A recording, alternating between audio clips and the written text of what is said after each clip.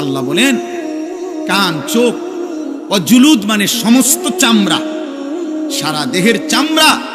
আল্লাহ তাআলা বলছে বান্দা তোমাদের কর্মকাণ্ড সম্পর্কে আমি আল্লাহর সামনে সাক্ষ্য দেব, সাক্ষ্য দেবে। আল্লাহ তাআলা বলছে ইন্নামা বাগিয়ুকুম আলা আনফুসিকুম, এই বান্দা তোমরা যে প্রতিনিয়ত আমার রাস্তা ছেড়ে উল্টো পথে চলছো, বাগিয়ু সীমা লঙ্ঘন করছো আমার হুকুমের সাথে, তো মনে রেখো এটা প্রত্যেকটাই তোমাদের উপরেই বর্তাবে, আমার উপরে না। আমার আসমান ছোট হবে না, আমার জমিন ছোট হবে না, আমার সূর্য বন্ধ হবে না, আমার চাঁদ ছোট হবে। তোমরা সবাই নাফরমানি করলেও আসমান ছোট হয় না, আমার জমিন সংকুচিত হবে না, তোমার বিরুদ্ধে যাও। আলা আনফুসিকুম, তোমাদের বিরুদ্ধে। তোমার চুরি তোমার বিরুদ্ধে দাঁড়াবে, তোমার জিনা তোমার বিরুদ্ধে দাঁড়াবে, তোমার নর্তকী দেখা তোমার বিরুদ্ধে দাঁড়াবে, তোমার সুদের একটা একটা টাকা তোমার বিরুদ্ধে। ইন্নামা বাগিয়ুকুম আলা আনফুসিকুম। আল্লাহ তাআলা বলছে কুল বিতামাত্তা, কুল তামাত্তা বিকুফরিকা কালিলা। বান্দা তুমি তোমার নাফরমানি নিয়ে অল্প কয়টা দিন দুনিয়া ভোগ করো, আমি তোমারে বুঝাবো, আমি তোমারে বুঝাবো। অল্প কালিলা, দুনিয়াকে আল্লাহ তুচ্ছ করে দিয়েছে। কুল মা ইনদাল্লাহি খায়রুম মিনাল লাহবি ওয়া মিনাত তিজারা। একটা উদাহরণ শুধু শুনে, সাহাবায়ে কেরাম জুমার নামাজের দিন রাসূলুল্লাহ সাল্লাল্লাহু আলাইহি সাল্লামের প্রথম জামানায় জুমার নামাজের পরে খুতবা হইতো। এখন জুমার খুতবা হয় কখন? কথা বলেন না। ঈদের নামাজের খুতবা হয় কখন? আগে জুমার খুতবাও এরকম পরে হইতো। নবীজির জামানায় প্রথম বিধান ছিলাম, পরে আল্লাহর হুকুমে আবার বদলাইছে হুকুম। তো একদিন জুমার নামাজ নবীজি আদায় করে ফেলছে, জুমার নামাজ শেষ, এখন নবীজি সাল্লাল্লাহু আলাইহি ওয়াসাল্লাম খুতবা দিতে দাঁড়াইছে। ঠিক এই টাইমে মদিনার বাজারে পাইকার ব্যবসায়ীদের যে পাইকারি মাল দেয়, এই পাইকার আসছে। তখনকার যুগে এই পাইকার আসলে মানে বাঁশি দিয়া ফু দিত। তো এই নির্দিষ্ট এই ফু এটা শুনলে, আমরা ছোটবেলায় বাঁশি শুনলে বা এমনি টুংটুং শুনলে বুঝলাম আইসক্রিম আইতেছে, বুঝছেন না? এটা আমরা বুঝতাম দৌড় দিয়া। পরে কত আমার পুরো মনে আছে, আমার বাসায় আমার আব্বার বা মার এই সিরাপের বোতল, এটা ভালো বোতল, ওষুধ অনেক খাইছে না, এটা কোনা দিয়া ফালাই দিয়া সিরাপ আইসক্রিম খাইলেছি বোতল দিয়া। বুঝেন না কথাটা? আমার দরকার আইসক্রিম, আমি সিরাপ দিয়া করবো কি? মায়ের পরে খুঁজছে যে বোতল, বলছি মাকে হালাই দিছি, সিরাপ হালাইয়া মানে ওষুধ ভালাইয়া দিয়া আইসক্রিম খাইলেছি। তাইলে বাঁশি ফু দিলে তো পাইকার আসছে। তখন নিজাম ছিল, নিয়ম ছিল, পাইকার মনে করেন 15 দিন পরে, 1 মাস পরে একদিন আসতো। তো সবাই দৌড়াদৌড়ি করে হুড়াহুড়ি করে খুচরা দোকানদাররা মালামাল নিতে যাইতো। কারণ এখন যদি মিস করে আরেক মাসের আগে কোনো কি আসবে না, পাইকার আসবে না, কঠিন হয়ে যাবে বেচা কিনা তাদের। তো ঘটনা চক্রে এই সাহাবাদের মধ্যে যারা এই মদিনার বাজারের ব্যবসায়ী, উনারা ওই বাঁশির ফু শুই না, উনারা ভাবছে নামাজ তো শেষ, শুধু খুতবাটা বাকি। আমাদের অনেক ভদ্রলোক দেখেন না, অনেক ছেলে অনেক বাবা জুমার নামাজের সালাম ফিরাইলেই বাইর হয়ে যায়। পরের 4 রাকাত নামাজ যে সুন্নাত, এই পরের 4 রাকাত সুন্নাত নামাজ উনি বুঝছে যে হুজুর যেহেতু বেকুব এবং সামনের কাতারের লোকগুলা যেহেতু বোকা আহাম্মক গুলা, এই জন্য এরা 4 রাকাত পড়ে, সালাক মিয়া বাইরে চলে যায়। আচ্ছা আমনে সালাকি নিয়ে আমনে যান, আল্লাহ ভরসা দিয়া বাতে তো খান, আমরা বাতে খাই, জুমার পরে কোনো আমরা সিরা খাই না, এটা মনে, আমরা কোনো বন খাই না, আমরা বাতে খাই। আল্লাহর রহমতে আশা করি আমনেতে ভালোই খাই। হ্যাঁ না, উনারে শয়তানে কামড়ায়, ইবলিসে উনারে কামড়ায়, উনারে কিরমিয়ে কামড়ায়, উনি সাথে সাথে বাইরে হয়ে যায়। বোকা মানুষ বেটা, কি বুঝাইতে চাইছেন? ইমাম সাহেব বেওকুফ, ইমাম সাহেবের বাপের কান থেকে 4 রাকাত নামাজ আনছে, এটা যদি কোনো কোরআন সুন্নাহ অনুমোদিত না হয় এটা রাসূলুল্লাহ সাল্লাল্লাহু আলাইহি সাল্লাম সাহাবায়ে কেরাম যদি না পড়তেন তো এটা ইমাম সাহেব বছরের পর বছর একটি ভুল বেহুদা জিনিস পড়ে, এটা তা আপনার বিবেকে ধরে না? এটা আপনি বের হবেন কেন মিয়া? কেন খামখেয়ালি করবেন? জুমার নামাজ কি 2 রাকাত? কথা বলেন, জুমার নামাজ 2 রাকাত, তাইলে 2 রাকাত পড়বেন কেন? আল্লাহ আমাদেরকে বুঝ দান করুন। চলেন তো, এই সাহাবীরা, এই যাদের কথা বলতেছিলাম, উনারা করছেন কি, ওই বাঁশির আওয়াজ শুনে, খুতবা না শুনে চলে গেছেন। ওনাদের হিসাব হইল পরে তো আর মাল পাইতাম না, কষ্ট হয়ে যাবে, তাইলে তো ব্যবসা ক্ষতি হয়ে যাবে। শুধু তারা গিয়া মাল কিনছে। খোদার কসম, কোরআন শরীফের মধ্যে আল্লাহ তাআলা একটা পূর্ণাঙ্গ সূরা নাজিল করছে, সূরা জুমআ, এবং ওই সূরার মধ্যে লাস্ট আয়াতে আল্লাহ নিজে বলছে, ওয়া ইযা রাআউ তিজারাতান আও লাহওয়ান ফাদু ইলাইহা ওয়া তারাকুকা কাইমা। আল্লাহ অবাক হয়ে গেছে। আল্লাহ বলতেছে, বন্ধু, আয় হায়, আপনার সাহাবীরা এটা কামটা করলো কি? তারা তাদের এই ব্যবসা, এই কথার সাথে আল্লাহ একটা শব্দ ব্যবহার করছে, আও লাহওয়ান, তারা তাদের এই ফালতু দুনিয়ার জন্য আপনার এই খুতবা ছেড়ে দিল আর আপনাকে দাঁড়ানো অবস্থায় রেখে চলে গেল। হায় হায়, কামটা করলো, কাজটা করলো কি? এরা গেল কেন? আল্লাহ রীতিমতো অবাক হয়ে গেছে। মহান আল্লাহ বলে, বন্ধু, কাজটা করলো কি? ও তারা কুকা কাইমা, আপনাকে খুতবা অবস্থায় রেখে চলে গেল।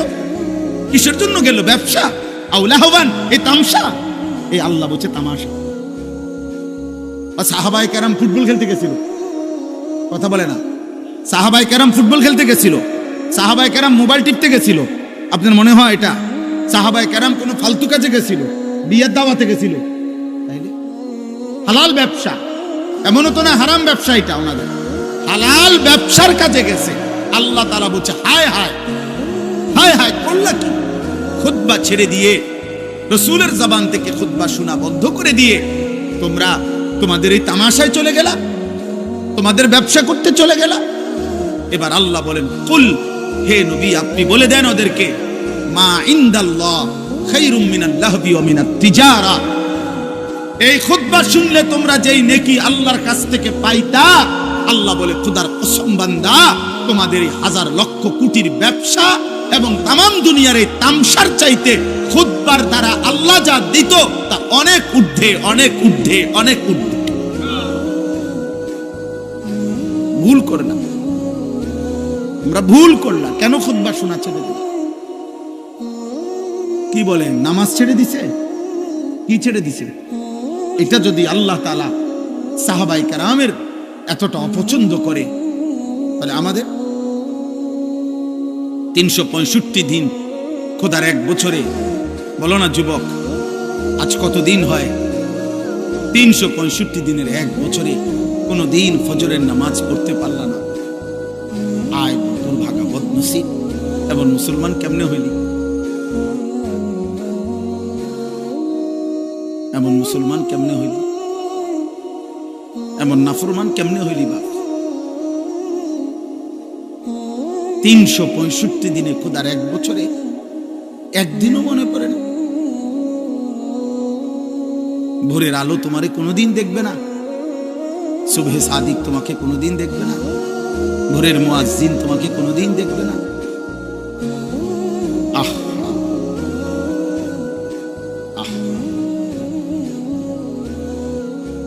5 ওয়াক্ত নামাজ দিনের পর দিন যাদের ছুটে যায়, কি কারণে ছুটে যায়? বলেন না আব্বা, কি কারণে ছুটে যায়? কি কারণে ছুটে যায়? কি দোকানদারি করে লাইছেন এক একজন, কি দুনিয়া উল্টাইছে জানি না। আপনাকে কার ঘরে কি আছে মিয়া? সোফা 1 সেটের বেশি তো বেশিরভাগ ঘরে 2 সেট সোফা নাই। এটা তো আমার ঘরেও আছে। কি বেশি কামাই করে ফেলছেন দুনিয়া?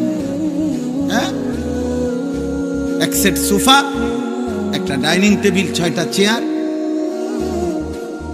2টা খাট, 2টা আলমারি, বাথরুম 2টা, বদনা, বালতি, জগ, মগ, কাঁচের প্লেট, নুনের বাড়ি, আর কি তা? কি ফার্নিচার এগুলো? এটুকু ফালতু জিনিসের জন্য এত মিথ্যা বললেন, এত টাকা সুদ খান, 30 বছর ধরে সুদের চাকরি করেন, 30 বছর ধরে অবৈধ উপার্জন করেন। আরে হারামখোর, তোর লোভ কোনোদিন শেষ হবে না, খোদার কসম তোর অভাবও কোনোদিন শেষ হবে না। এই কিস্তি চলতে চলতে, সুদ চলতে চলতে, লোন চলতে চলতে কবরে চলে যাইবা, আর আখিরাতে জাহান্নাম ছাড়া আর কিছুই মিলবে না বেটা। কেউ মাতবরি করেন না, আমিও না, আপনিও না। কোন নাফরমান, কোন পাপী, কোন বেনামাজি, কোন চরিত্রহীন যুবক, নারী দেখো, ছবি দেখো, উলঙ্গ দৃশ্য দেখো, জিনা যে বিচারের দৃশ্য দেখো, হারাম ছবিতে পড়ে থাকো, মোবাইলের উশৃঙ্খলার উলঙ্গতায় পড়ে থাকো। যুবক, নিজেকে চালাক মনে করিস না বাপ। এই সমাজের দুশ্মন, এই জাতির কলঙ্ক। চরিত্রহীন যুবক, তুমি মায়ের অপমান, তুমি বাবার লজ্জা, তুমি ইসলামের অপমান, তুমি আল্লাহর নাফরমান, তুমি রাসূলের দুশ্মন। পৃথিবী তোমারে মনে রাখবে না। এই বাতে খাইতে পারবা, দুনিয়ায় ভোগ করবা, বেডি সেবার, নারী সেবা, শরীর নাপাক করবা, নষ্ট করবা, অবৈধ বীর্যপাত হবে, হারাম বীর্যপাত, খালাস, আর কিছু হবে না। দুনিয়া মনে রাখবে না বাপ। শহীদ শরীফ উসমান হাদি, এই ইমানদার যুবক রাহমাতুল্লাহ আলাইহি, আমি আজকে তার কবর জিয়ারত করে আসছি। এই ইমানদার যুবক, আমার মাটির এই সাহসী সন্তান, এই ইমানদার যুবক প্রমাণ করেছে একই সাথে ঈমান এবং দেশপ্রেম একসাথ করে শুক্রবার জুমার নামাজ পড়ে গুলিবিদ্ধ হয়ে মহান আল্লাহর কাছে নিজেকে পেশ করছে। আল্লাহ বলছে, হাদি, তোর প্রতি ফোঁটা রক্তের বিনিময়ে আমি লক্ষ কোটি মানুষের চোখের পানি ঝরাইয়া দিলাম। সে 5 ওয়াক্ত নামাজ পড়ত, সে ফজরের নামাজ পড়ত, প্রতিদিন ফজরের নামাজ পড়ত। সে আল্লাহর কোরআনের হাফেজ ছিল, সে রাসূলুল্লাহ সাল্লাল্লাহু আলাইহি সাল্লামের হাদিস স্পষ্ট বিশুদ্ধ কোরআন পড়তে পারত, হাদিস পড়ত। তার বাবা আলেম ছিলেন, তার মা পর্দানশীল, তার স্ত্রী পর্দানশীল, সে নিজে মাদ্রাসায় পড়ুয়া ছাত্র ছিল। হ্যাঁ বাবা, একই সাথে তার কলিজায় ঈমান ছিল, একই সাথে তার কলিজায় দেশপ্রেম ছিল।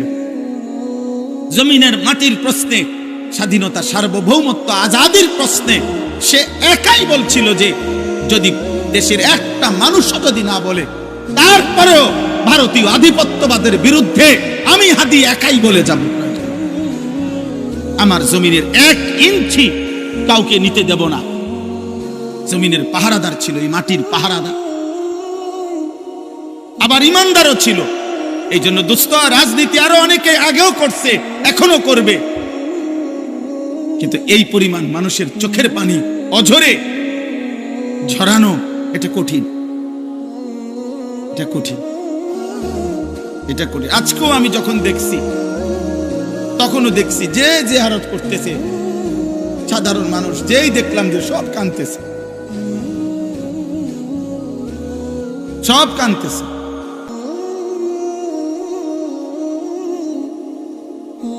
এই জন্য কিশোর ভাই, যুবক, নওজোয়ান, মরলে এমন মরাই মরে।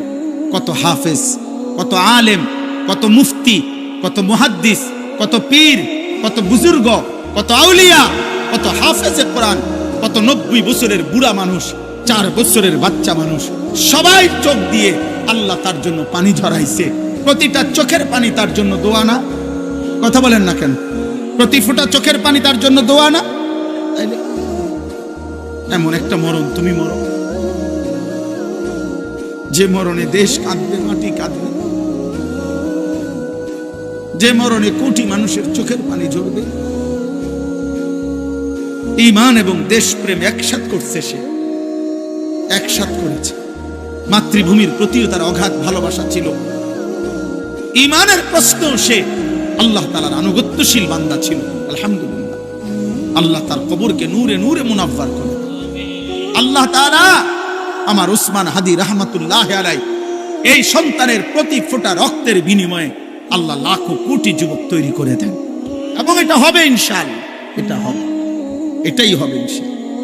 কারো চোখ রাঙ্গানি, কারো ষড়যন্ত্র, কারো কোনো কিছুতেই আমার মাটির ইমানদার যুবককে 1 ইঞ্চি আজাদি, আমার কাঁটাতার আমার সীমান্তের 1 ইঞ্চি মাটি ইনশাআল্লাহ পার্শ্ববর্তী বেঈমান নিতে পারবে না ইনশাআল্লাহ। এটাই সত্য, কোনো সন্দেহ নাই। মনে রাখো যুবক, তুমি প্রয়োজনে লড়বা না, কিন্তু ইমানদার যুবক লড়বে, তুমি দেখো। এজন্য তোমরা, আমি অনুরোধ করছি কিশোর যুবক ছেলেরা, নারী দেখতে দেখতে, ছবি দেখতে দেখতে, উলঙ্গ দৃশ্য দেখতে দেখতে, আরে বেটা চটপটি খাইতে খাইতে 8 ঘন্টা শেষ করিস না বেটা। একটা চটপটি খাইছে বেটা, বন্ধুদের সাথে আড্ডা দিছে 8 ঘন্টা। এই 8 ঘন্টা কি করছে অপদার্থ বলতে পারবে না কি করছে। কিরে ভাই কি করছে? ততক্ষণ আড্ডা দিছি। আর কি আড্ডা দিস? আড্ডা দিছি, নারী দেখছি, মোবাইলে ছবি দেখছি, তার ফাঁসাত লাথি দিছি, তার শার্ট টাইনা ধরছে, তারে ঘুষি দিয়া লাইছে, ওই তোর চুল ধরে টান মারছে। কি রে এরম করছে? আমরা ফ্রেন্ড, তো ফ্রেন্ডে বুঝি আরেক ফ্রেন্ডের লাথি দেয়। তো দুইটাই তো অপদার্থ ফ্রেন্ড, দুটাই তো প্লাস্টিক। এটা কোন ধরনের ফ্রেন্ড হইল? একটা লাথি দাও, ফালতু কোথাকার। তাহলে বলেন মিয়া, জীবন মানে শুধু দুনিয়া উপভোগ করা? আখিরাতের ফিকির কে করবে? কবরের ফিকির কে করবে? পরকালের ফিকির করবে কে? এই জন্য আমি আপনাদের কাছে বলি, আমার মূল বক্তব্য এটা, আমাদের কোরআন সুন্নাহ ইসলাম, আমাদের নবীর মেহনত, উলামায়ে কেরামের মেহনত, এই ওয়াজ, এই মাহফিল, এই জুমার বয়ান, এই সমস্ত আয়োজনের মূল মাকসাদ আখিরাতের আয়োজন। কিসের আয়োজন বলেন না? আল্লাহ তাআলা দুনিয়াকে তুচ্ছ করে ধরছে, বলছে লাহবুন, তামাশা তামাশা। সাহাবাদেরকে বলছে, সাহাবারা হালাল ব্যবসার মাল কিনতে গেছে, আল্লাহ বলছে তামসাদ গেলাকা। অথচ আসলে কি তামসা এটা? কিন্তু আল্লাহ তাআলা সাহাবাদেরকে বলছে যে তামসাদ গেলা কেন? খুতবা ছেড়ে দুনিয়াকে আল্লাহ বলছে তামাশা। নবী সাল্লাল্লাহু আলাইহি ওয়াসাল্লাম বলছেন, একদিন নবীজি সাল্লাল্লাহু আলাইহি ওয়াসাল্লাম একটা কান কাটা মরা ছাগল, কান কাটা মরা ছাগল সাহাবাদেরকে দেখাইয়া বলছে, তোমরা কেউ আমার থেকে 1 দিরহাম 1 টাকা মূল্যে এই কান কাটা মরা ছাগলটি কিনবা? তো সাহাবারা বলছে, লা নাখুযু হাযা বিদিরহামিন, ইয়া রাসূলুল্লাহ 1 টাকা মূল্যেও, মানে 1 দিরহাম মূল্যেও আমরা এটা কিনবো। এটা কিতাম কিনবো, এটা তো কান কাটা মরা, এটা দিয়ে আমি করবো কি? আল্লাহর নবী সাল্লাল্লাহু আলাইহি ওয়াসাল্লাম বলেন, মুসলিম শরীফের হাদিস, নবীজি বলেন, ফাওয়াল্লাহি লাদ দুনিয়া আহওয়ানু ইনদাল্লাহ মিন হাযা আলাইকুম। আল্লাহর কসম সাহাবীরা, এই কান কাটা মরা ছাগল তোমাদের কাছে যতটা নিকৃষ্ট, খোদার কসম আল্লাহর কাছে দুনিয়াটা তার চাইতে বেশি নিকৃষ্ট। এটা মালিকের কাছে কিছুই কিছুই কিছুই কিছুই না। আমরা এক একজনে মানে এই বিল্ডিং একখানার গদ্দুয়ার গুদ্দু করে বাপসা কথা কয়, যে মুখ দিয়া কয় না নাক দিয়া কয় বোঝা যায় না, মাত বুড়ি কয়। কি বিল্ডিং করছেন মিয়া? 6 তলা বিল্ডিং। ইউরোপ আমেরিকার মধ্যে 6 তলা বিল্ডিং এর মধ্যে তো ছাগলও ফালে না। দেখেন মিয়া কি এই 70-80 লাখ টাকা দামের এসব প্রাইভেট কার দিয়া জাপানে ঘাস টানে। আপনি জিজ্ঞাসা করেন, আমি জিজ্ঞাইছি, ছাগলের ঘাস টানে, ঘাস টানে। এরা কয়েকদিন সালাই দিয়ে হালাই দিলে আমরা দেশে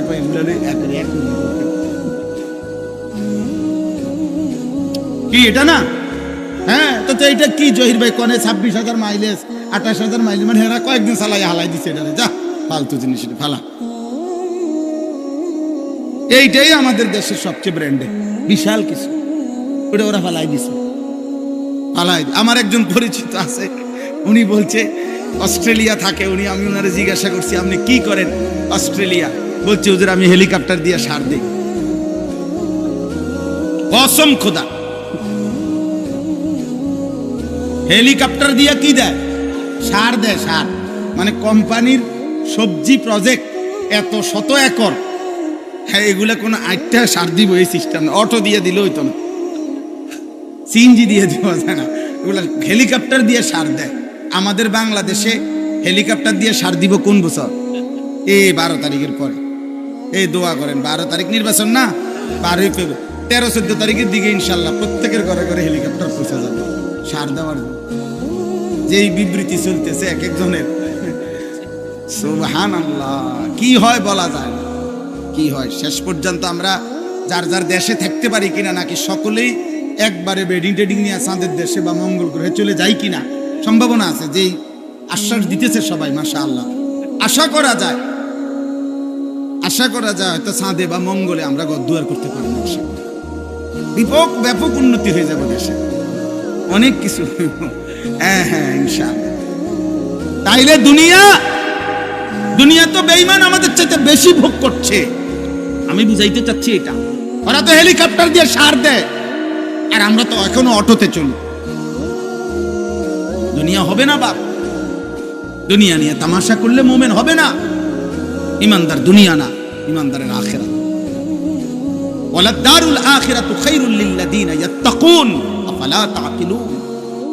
আল্লাহ বলেন আখিরাতের ঘর জান্নাত মুত্তাকিদের জন্য, সেটাই উত্তম। তোমরা কি বুঝবে না? আল্লাহ বুঝে। কুল আউনাব্বিউকুম বিখাইরিম মিন যালিকুম। আল্লাহ বলেন নারীর সৌন্দর্য, সন্তানাদির আকর্ষণ, সম্পদের আকর্ষণ, জন্তু জানোয়ারের আকর্ষণ, ক্ষেত ফসলের আকর্ষণ, এগুলো সব আমি দিছি। আমি জুইয়িনা, আমি দিছি বান্দা, আমি দিছি। আল্লাহ বলেন এই দুনিয়ার এই সব আয়োজন যা আমি সাজিয়ে দিয়েছি তোমাদের জন্য, তার চাইতে উত্তমটা কি সেটা কি আমি তোমাদেরকে বলবো? আল্লাহ নিজে বলতেছে কুল আউনাব্বিউকুম, আমি কি বলবো তোমাদেরকে? তো আল্লাহ নিজেই বলেন লিল্লাযিনা তাকাউ ইনদা রাব্বিহিম, তোমরা যারা যারা আমি আল্লাহকে ভয় করে আমার উপরে তাকওয়া রেখে গুনাহ ছেড়ে দিয়ে আখিরাতে আসবা, জান্নাতুন তাজরি মিন তাহতিহাল আনহার খালিদিনা ফিহা, অনন্তকালের জান্নাত আমি আল্লাহ তোমাদের হাতে তুলে দেব। আর জান্নাতের এক কোণা, জান্নাতের এক নিয়ামত, খোদার কসম তোমার দুনিয়া লক্ষ কোটি বারের চাইতেও অনেক উত্তম, অনেক উত্তম,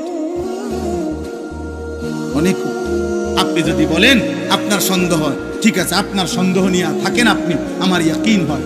আপনি যদি টেলিভিশনের খবর আপনার এতটা বিশ্বাস হয়, চ্যানেলের খবর আপনার এতটা বিশ্বাস হয়, বিজ্ঞান বইয়ের পড়া আপনার এত বিশ্বাস হয়, পদার্থ বিজ্ঞানের পড়া আপনার এত বিশ্বাস হয়, জীববিজ্ঞানের পড়া আপনার এত বিশ্বাস হয়, দুনিয়ার বাংলা অঙ্ক ইংরেজি বইয়ের পড়া আপনার এত বিশ্বাস হয়, এত বড় কায়নাতের মালিক আসমানওয়ালা রব, তার কথা আমার বিশ্বাস হবে না কেন? কেন হবে না বিশ্বাস? কেন হবে না? হ্যাঁ বলেন, যুক্তি কি বলে, ইনসাফ কি বলে? কোরআনের কথা বিশ্বাস হবে না কোন যুক্তিতে? কেন? কারণটা কি? আপনার কাছে কি কারণ আছে বলেন, যে কারণে আপনি আস্থা রাখতে পারতেছেন না? রাসূলুল্লাহ সাল্লাল্লাহু আলাইহি সাল্লামের কথার উপরে আপনার আস্থা হচ্ছে না কেন বলে? আমার শায়েখ আল্লামা মুফতি মুশতাকুন নবী কাসিমি হুজুর অনেক সময় এটা বলে, জিকিরের কথা, আল্লাহর জিকির বলতে বলতে ওয়াজে হুজুর অনেক সময় আবেগে জোশ উঠলে হুজুরে বলে যে হে আল্লাহর বান্দারা, শ্রোতাদেরকে বলে যে দেখেন আমি আপনাদেরকে এতক্ষণ বললাম যে আল্লাহকে ডাকেন, আল্লাহকে ডাকেন, আল্লাহকে ডাকেন, যদি আপনারা কেউ না ডাকেন শেষ পর্যন্ত আমি মুশতাকুন নবী কসম করে বললাম আমি আল্লাহকে ডাকবই ডাকবো। ঠিক তেমনি ভাবে আপনারা হাজারবার প্রত্যাখ্যান করেন, নওজোয়ান ভাই তুমি আল্লাহকে ছেড়ে দাও, বাকি মনে রাখো যাকে ছেড়ে দিছো ও চিরেই তুমি তার কাছেই যেত। হ্যাঁ নিশ্চিত, নিশ্চিত, কোনো সন্দেহ। আল্লাহ আমাদেরকে তৌফিক দান করেন, আল্লাহ আমাদেরকে কবুল করেন।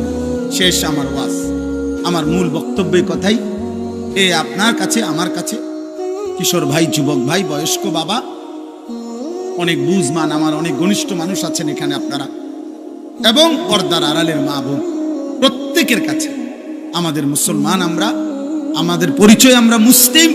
অতএব খুদার কসম এক মুমিন, এক মুসলমানের মূল পরিচয় আখিরাত, মূল ফিকির আখিরাত, মূল চেতনা আখিরাত, মূল প্রস্তুতি আখিরাত, মূল আয়োজন আখিরাত, আখিরাত, আখিরাত।